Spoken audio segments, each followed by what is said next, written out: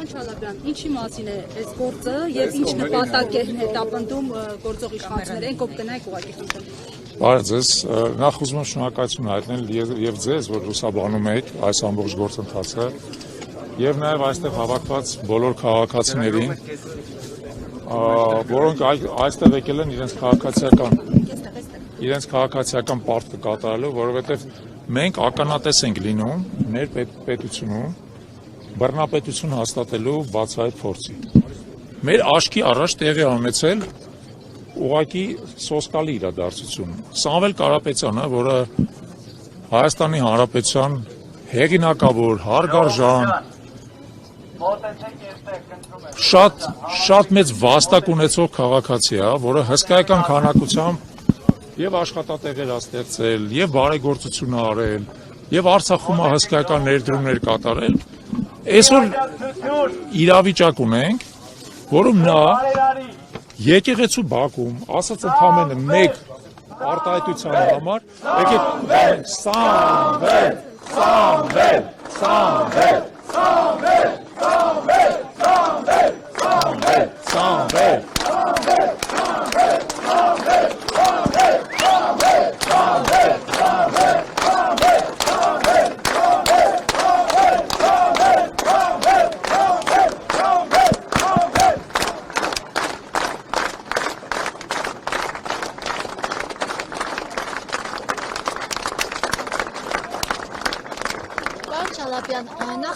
շարունակեմ, միտքը շարունակեմ,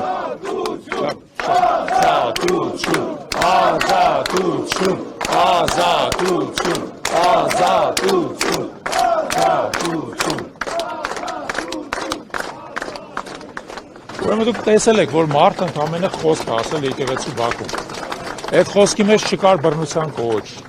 այդ խոսքի մեջ չկար որևէ իշխանազավթման կոչ, այդ խոսքի մեջ չկար ընդհանրապես ասած որևէ ապօրինի բան։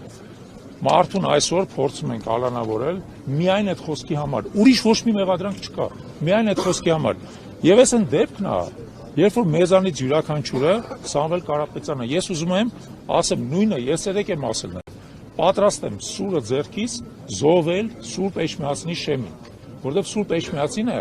այդ այն օրանն է, որից դուրս եկել մեր ժամանակակից քրիստոնյա ազգը։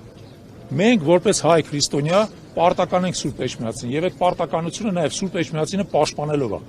Սամվել Կարապետյանը պաշտպանել է Սուրբ Էջմիածինը։ Եվ մեզ այն յուրաքանչյուր այստեղ հավաքվածներից համոզված են, որ պատրաստ է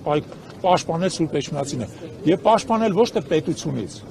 այլ պաշտպանել օտարի թշնամու կամակատարներից, որոնք զավթել են մեր պետությունը։ Իրանք այսօր չպետք է փորձեն մեզ ներկայացնել, որ սա պետության եւ եկեղեցու հակադրությունն է, ոչ դա այդպես չի։ Դա թշնամական պետությունների, Թուրքիայի եւ Ադրբեջանի եւ հայ ազգի հակադրությունն է։ Ներկայացված տվյալ դեպքում հայ առաքելական եկեղեցու, որով մեր ազգի առանցքային ինստիտուցիոնալ կառույցն է։ Այսօր հետա տեղ ունեն եւ պատահական չի, որտեղ մենք տեսնում ենք բազմահազար քաղաքացիների, որոնք իրենց սրտի կանչով, իրենց զգացողությամբ հասկացել են, թե ում կողմը այսօր պետք է լինել։